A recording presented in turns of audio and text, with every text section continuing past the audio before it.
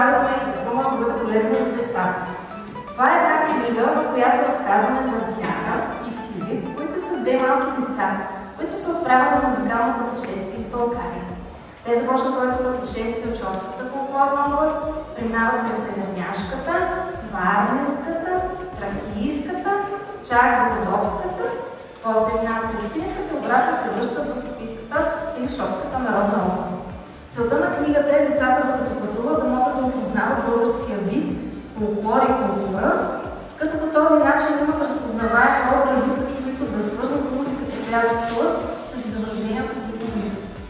Точно това е основната цел на книгата. Децата, като се радват от това, което виждат и чуват, да могат да научават чрез преживяване. Защото това не е книга, която е написана за да знаем и за да разбираме, това е книга, която е направена за преживяване.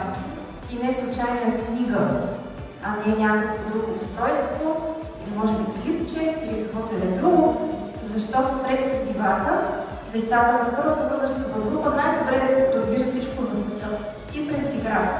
А когато прелистваме страници, ние не просто развиваме връзката око-ръка, ние по този начин развиваме финната моторика и любовта към книгите като цяло.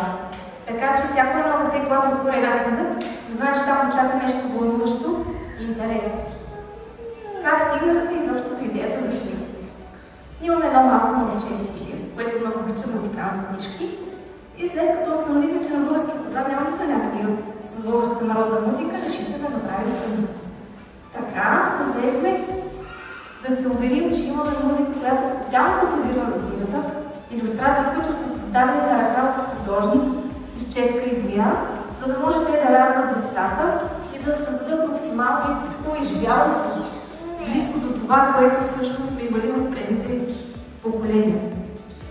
Чрез преживяването ние се надяваме децата да върнат един спомен, с който книгата просто да бъде една основа, една врата, която се открепва към интересно и да опознава всичко българско.